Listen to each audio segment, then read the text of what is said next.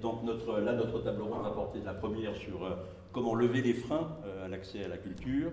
Je suis persuadé qu'on va apporter une réponse à cette question, parce que ces freins ils sont multiples. On l'a évoqué déjà très brièvement tout à l'heure. Et donc je pense que c'est une addition et une convergence d'actions qui peuvent peut-être mener à une amélioration dans ce domaine, avec des sous-jacents qu'on va certainement retrouver, qui vont tourner sur la question notamment de la pédagogie, de la formation au départ à la culture, de façon à créer le désir, l'appétit d'aller vers cette culture. Voilà. Alors, qui commence? Allez-y. Voilà. Bonjour à tous, merci de me donner la parole à la minute. Et merci pour l'invitation aussi, puisqu'on est aidé par la minute depuis plusieurs années. Alors, l'art est-il accessible à tous? Je dis oui. Je dis oui. Et j'ai envie de mettre un point d'exclamation. Je rebondis sur ce que vous avez dit, si on s'en donne les moyens. Et les moyens, il faut des lieux, et il faut des financiers, mais il faut aussi des moyens humains. Mais je pense que pour donner accès réellement à l'art, en tout cas de là où je parle de la Maison des Petits, nous on s'adresse aux familles avec des enfants qui ont entre 0 et 6 ans, donc c'est tout petit.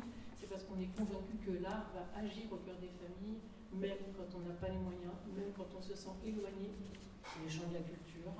Et le choix du 104 a été d'ouvrir un lieu qui s'adressait aux familles avec des tout petits, 0-6 ans. Et la porte d'entrée dans le 104, c'était pas l'art, c'était de venir jouer avec leurs enfants dans le lieu.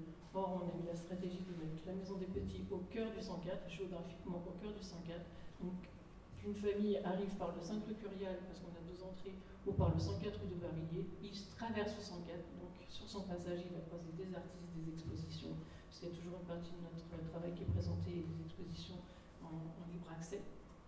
Donc tête baissée, poussant la poussette, arriver jusqu'à chez nous, et quand ils arrivent à la Maison des Petits, on a demandé à Nathalie Trastet, qui est une artiste, de designer la maison. Donc les familles sont d'emblée contenues dans une œuvre d'art. Donc pour nous, c'était déjà, le travail était fait. À l'intérieur, il s'y trouve une équipe qui tourne, hein. Il y a vraiment une équipe assez nombreuse. Ça aussi, c'est le choix du 104. Le 104, la Maison des Petits, c'est un service du 104, on nous a donné les moyens de travailler. Et à l'intérieur, il y a 10 psychologues cliniciens, moi je suis psychologue clinicienne, et 3 artistes. Donc pour faire le lien, c'est une incongruité, c'est une volonté très étrange, c'est presque subversif d'ouvrir un lieu d'accueil enfants-parents dans un lieu d'art, puisqu'il y en a d'autres, ça existe, c'est François Dotto qui avait créé ça en 1979. Mais c'est un lieu dans Paris, et cette maison elle existe toujours et elle fait des émules, mais chaque lieu a sa spécificité, et nous c'est le lien avec l'art. On peut tirer tous les fils qui nous permettent d'accompagner les parents dans ce qu'ils vivent au quotidien, dans leurs problématiques psychiques, mentales et sociales, parce qu'il y a beaucoup de problématiques sociales, puisqu'on est entré dans le quartier le plus pauvre de famille, à savoir qu'on est parti aussi des indices INSEE qui étaient très alarmants, et qui se sont empirés depuis 15 ans, depuis 15 ans que je travaille ici. Et c'est à partir de ces indices INSEE qui étaient vraiment très inquiétants qu'on a interrogé nos propres a priori en disant mais qu'est-ce qu'on peut faire pour toutes ces familles. On a créé ce lieu-là qui nous permet d'accueillir à peu près entre 25 et 30 000 familles par an, dès le plus jeune âge. Et c'était ça la cible, c'est se dire que si l'art entre dans le cœur des familles dès le plus jeune âge, il n'y a pas un parent qui s'émerveille en voyant son enfant s'émerveiller. Donc c'était réveiller aussi la capacité de s'émerveiller des parents. Donc on a un petit film qui va vous montrer un peu, on fait toujours des liens avec les expositions dans le 104, mais quand je dis réveiller le sentiment d'émerveillement des familles, on essaye de le faire auprès des enfants. Il y a un petit film qu'on peut peut-être voir là, je ne sais pas s'il va se mettre en route. Voilà, ça se passe dans un hôtel au SAMU. Je vous expliquerai ce qu'on fait d'autre. Une petite activité toute simple avec une essoreuse qu'on a achetée 3 €. Hein, quand on parle de moyens, on n'est pas obligé non plus d'acheter la terre entière, tout ce qui existe. Pas de technologie, pas besoin. Ils sont tout petits. Ah zut, on ne voit pas quand ils soulèvent.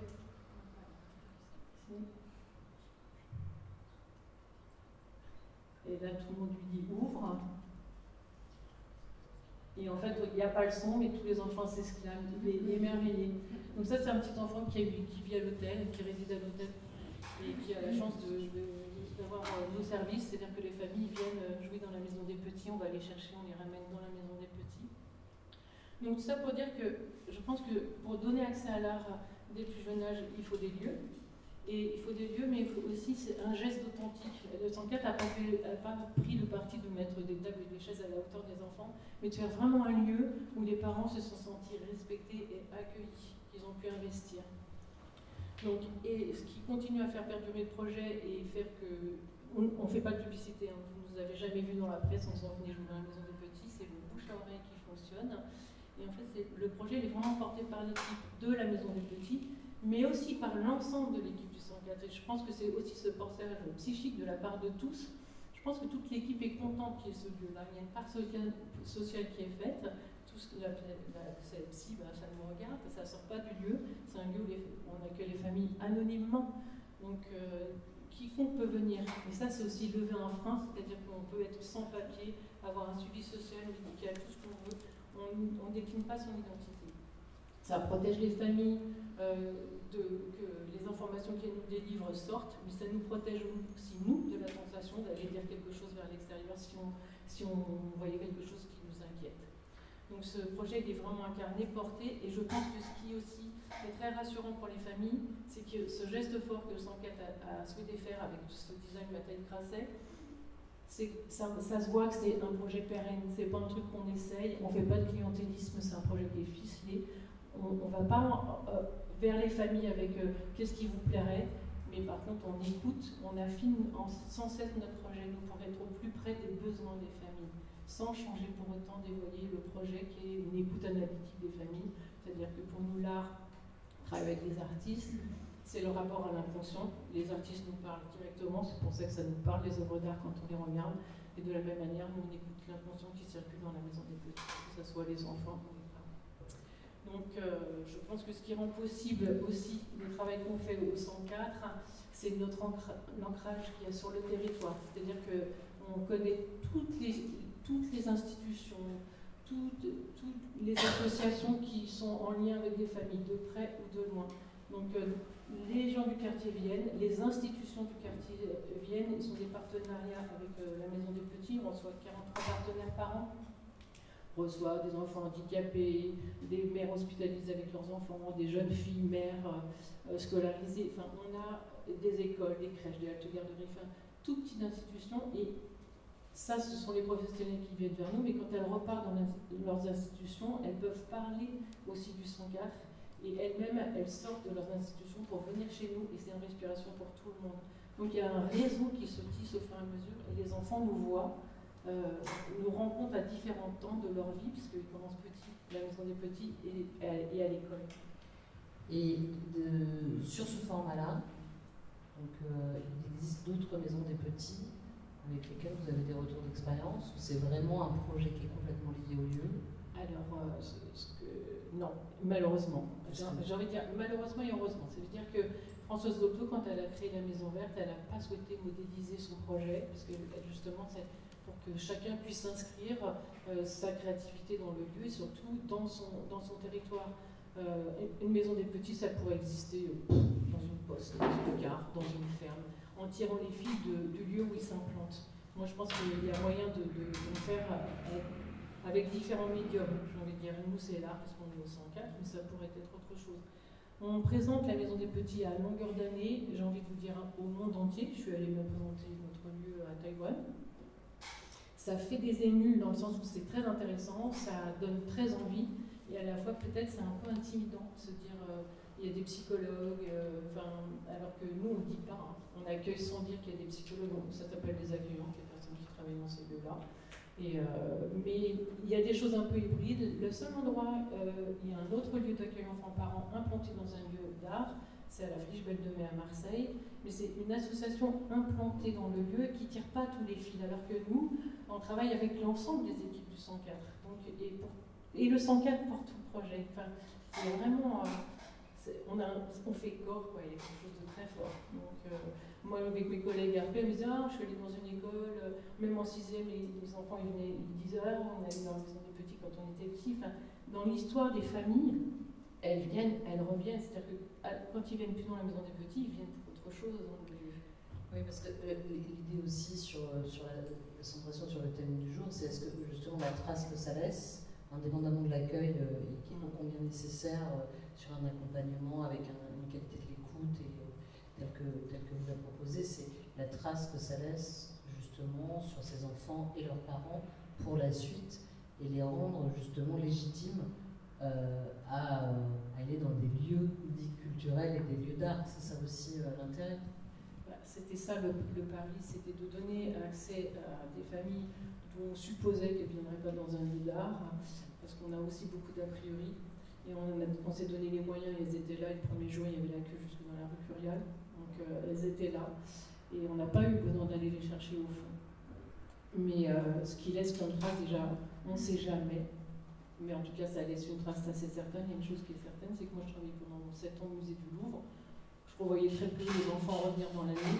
Là, ils reviennent, à 80% des familles reviennent dans le lieu. Et ce sont les enfants qui demandent aux parents de venir au 104. Et ça, c'est gagné. Ça, c'est gagné parce qu'en fait, eux, ils n'ont pas d'inhibition par rapport au lieu. Et c'est leur lieu. Et je pense que c'est un terrain de jeu. Après, quand les enfants deviennent plus grands, ils viennent jouer dans le 104, c'est chez eux. Donc, je pense que ça laisse une trace. Et puis, tous les filles que le 104 tisse avec toutes les écoles, on a même des artistes en résidence dans des crèches, de la crèche aux écoles supérieures. Il y a moyen, un jour ou l'autre, de passer par le 104 et qu'il y ait une trace qui s'inscrive. Ce qui est exceptionnel ici, c'est que c'est un lieu de vie, en fait. Hein, donc, et la question que vous posez, elle est intéressante parce qu'aujourd'hui, le monde associatif et les mécènes sont interrogés plus que fermement, notamment par les pouvoirs publics, sur la notion d'impact. Si on veut être un peu brutal, ça revient à la question à quoi vous servez. Et donc, de plus en plus aujourd'hui, les associations sont obligées de réfléchir à ce sujet-là pour pouvoir apporter des réponses. Parce que, effectivement, bon, le mécénat, on peut considérer que c'est une part de financement public, puisqu'il y a une défiscalisation. Et il est important, effectivement, de réfléchir à ce sujet. Alors, on voit bien que sur la mesure d'impact, il y a des thèmes sur lesquels c'est facile, d'autres sur lesquels c'est plus difficile. Mais c'est vrai que là, la durée que vous avez et justement cette intégration dans un lieu de vie permet d'avoir, alors peut-être pas une numérisation, mais en tout cas une certaine visibilité sur la façon dont vos actions permettent à vos ouailles de tirer, enfin, d'aller dans un sens d'intégration sociétale plus important. En fait, on ne peut pas savoir quelle trace ça va laisser. Nous, on sait que ça va laisser une trace, ça on est convaincus. Parce qu'on se rappelle tous de notre enfance et ce qui nous a marqué. Ils vivent quand même des moments assez exceptionnels, mais simples, et quelque chose qui peut s'inscrire. Ils n'ont pas fait un saut en parachute, hein. Ils sont venus jouer tranquillement dans la maison, ils ont été écoutés. On les accompagne de manière singulière. Je vais vous donner un exemple tout simple. Hein. Un jour, une maman arrive dans la maison des petits, pose son bébé par terre avec les 3 mots de français qu'elle avait, elle me dit bébé fou, bébé fou. Le bébé, il n'était pas fou, il vivait dans des conditions difficiles, un parcours d'exil. Sa maman, elle était perdue. Nous, en équipe, on se demandait ce qu'elle allait se passer le soir quand elle repartait. Elle est venue pendant 6 ans tous les jours. Je peux vous assurer que la maman allait mieux, elle a appris le français. Et puis l'enfant, il était loin d'être fou, il avait toutes les expositions du 104. Et la stratégie, c'était quoi? On l'accompagnait physiquement sur les expos, en passant devant tout le monde au milieu de l'âge. Un jour, elle m'a dit, mais on passe devant tout le monde. On s'est mis dans la queue avec elle, on a fait la queue avec elle avec des invitations. Et puis un jour, on lui donnait les invitations et elle est toute seule avec son enfant. Donc ce gamin-là, quand on le croise dans la rue, il nous reconnaît. Hein, c'est une vie, et il y en a tant d'autres comme ça, des exemples comme ça. Il y a 30 000 personnes par an, on en a plein. Mais parfois, il suffit d'une chose, et ça lève un frein. C'est pas besoin que ce soit des gens qui viennent tous les jours. Une phrase dite au bon moment, ça va sortir les parents d'une ornière et ça va ouvrir les portes pour elles, pour avoir accès à autre chose. Donc l'idée, c'est pas de les rendre captifs du lieu, mais notre volonté, c'est vraiment qu'ils aient accès à l'art et pas au 104. Mais c'est un outil 104 pour leur donner l'accès.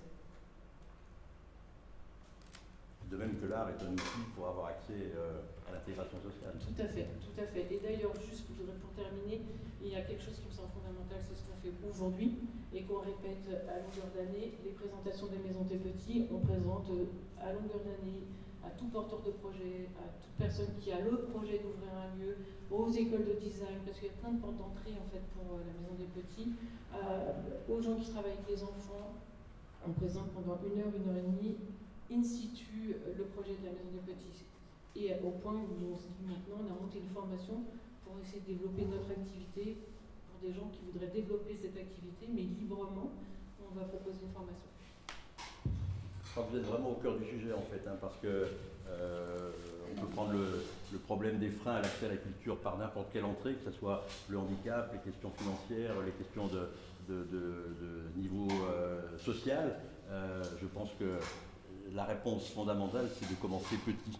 Je pense que si on veut créer effectivement un appétit à ce niveau-là, c'est dans les tranches d'âge les plus jeunes qu'on peut faire un travail sur lequel après ça sera véritablement construite une approche plus importante et qui sera le gage de l'intégration sociale. Donc là, je pense que vous êtes vraiment au cœur du sujet et que des actions comme celle-là, elles sont absolument fondamentales pour ce sujet de l'intégration par la culture. Bon, après, j'aurais une question, mais j'ai pas pensé être trop long, qui était aussi comment est accueillie leur propre culture quand ils arrivent avec une culture aussi à proposer et peut-être en échange. En fait, dans la Maison des Petits, pour pouvoir entrer dans ce lieu-là, il faut être parent. Donc nous, le dénominateur commun, c'est d'être parent, accompagner son enfant dans le lieu. Donc il y a une mixité sociale et culturelle mais immense, c'est la tour de Babel. Après. Mais réellement, en fait, nous, on propose notre écoute. Il y a des gens qui dorment dans la Maison des Petits, on touche plein de publics, on a des familles qui vivent à l'hôtel, qui sont en cadre, en centre d'hébergement d'urgence. On subodore qui sont à l'hôtel, mais on ne leur pose pas de questions. On les laisse venir. Et justement, c'est un espace de liberté. Et comme il y a une mixité, il y a des modèles identificatoires aussi. Ils ne sont pas tout seuls à être comme ça, pas tout seuls à être comme ça. Et ça, c'est vraiment très important. En tout cas, ils viennent comme ils sont. Et nous, on fait tout. Tout ce qu'on observe, on l'accompagne. Ça ne m'étonne pas que vous ayez cette approche, parce que quand on se balade dans le 104, on peut y venir à n'importe quelle heure, j'ai envie de dire, du jour et de la nuit. Et ça, on le vit. Avec des formes de danse, des formes de musique, des générations, il y a des tout petits, il y a des très âgés qui sont là, qui passent des heures ensemble. Donc c'est vraiment le modèle, quoi. C'est venez comme vous êtes et puis voilà, et vivez comme vous êtes. Et je ne connais pas de famille pas riche. Tout le monde est riche, il y a une richesse et des richesses pour tout le monde. Après les problématiques parentales, ça touche tout le monde. Bravo. Merci. Bravo. Pardon. Alors, deuxième intervenant, Bonjour, je m'appelle Armand Scogéron, je travaille au Centre national du costume et de la scène, qui est un centre qui se situe à Moulins, en Auvergne, à 2h30 de Paris en train. Et notre musée a pour mission de valoriser les costumes de scène, donc de l'opéra, du cirque, du théâtre. Et depuis peu, on a ouvert un nouvel espace qui est dédié à la scénographie théâtrale, où on peut accueillir partiellement des décors. Et actuellement, on a une partie des décors de Cyrano de Bergerac de la Comédie Française. Et donc, je coordonne le service des publics. Et dans ce service, on a Jean-Baptiste Leblanc qui est présent dans la salle, qui s'occupe en particulier des publics empêchés, que ce soit en milieu hospitalier, sociaux et particulièrement aujourd'hui dans le milieu carcéral, où la lutte pour les arts nous accompagne pour pouvoir sortir de notre musée et aller dans des espaces qui ne sont pas accessibles. Du coup, ces interventions se déroulent dans le quartier mineur, donc avec des individus qui ont entre 13 et 18 ans, en maison centrale, donc là c'est des longues peines, et les maisons d'arrêt qui sont sur plutôt des moments de transition en attendant un jugement ou des courtes condamnations. Donc ce sont des espaces très clos par définition, et l'idée c'est comment amener la culture et notre savoir, notre musée dans ces espaces-là, qui sont complètement coupés en fait de la culture. Et donc l'idée c'est de travailler avec des artistes. Donc le CNCS emploie des artistes et vont réfléchir à des ateliers, à monter un projet. Et ça va se dérouler sur 2 à 4 séances dans ces différents espaces. Et l'idée, voilà, c'est de créer du lien avec les détenus, mais aussi les accompagnants, qui sont les surveillants, les équipes techniques qui s'occupent d'eux en permanence, et comment on comprend leur code, et comment on transmet nos codes, et comment on offre un espace de liberté, de créativité, de découverte, de partage à ces personnes-là, en fait.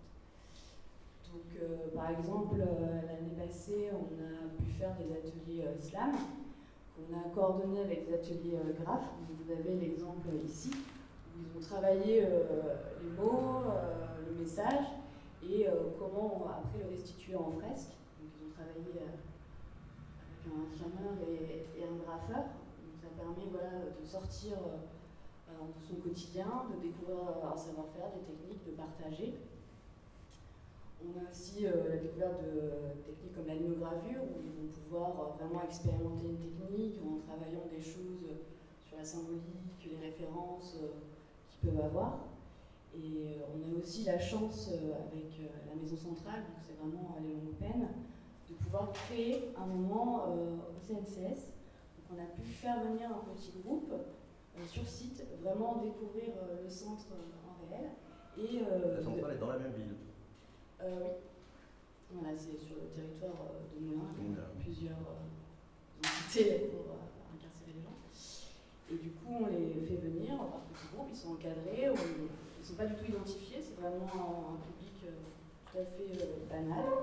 On est juste là pour voilà, leur faire une visite, faire un atelier sur site, et après partager un moment convivial autour d'un café gourmand, et de pouvoir amener une certaine normalité et simplicité dans leur quotidien, et comment l'art et le musée peut sortir et créer des nouveaux liens.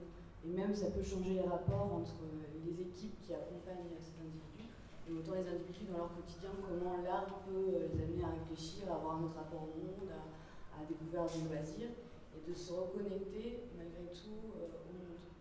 Parce que forcément, ils rencontrent d'autres publics, voir comment les choses évoluent aussi, parce que certains, ça fait longtemps qu'ils ne sont pas sortis dehors, donc comment ça se reconnecte avec le monde du présent. Donc voilà un petit peu la mission qu'on a pu mener grâce à la Mute, et qui vont se poursuivre cette année avec d'autres projets, d'autres ateliers, d'autres artistes, pour continuer à nourrir ce partage et ce déplacement culturel. C'est des choses qui nous tiennent à cœur aussi dans la démarche d'accessibilité et d'inclusion dans laquelle on croit, qu'on essaie de porter, c'est cette dimension aussi du hors-ligne. C'est-à-dire qu'on va aux événements, on va finalement rencontrer les gens, et on essaie aussi après de les faire venir, et que dans votre projet, on ait cette réflexivité, c'est-à-dire qu'aussi bien au démarrage, vous allez les rencontrer, leur faire finalement travailler un résultat culturel, c'est pas seulement leur proposer quelque chose de quelqu'un d'autre, c'est les mettre complètement, ce qu'on disait tout à l'heure, les intégrer dans une démarche culturelle, donc après les faire venir.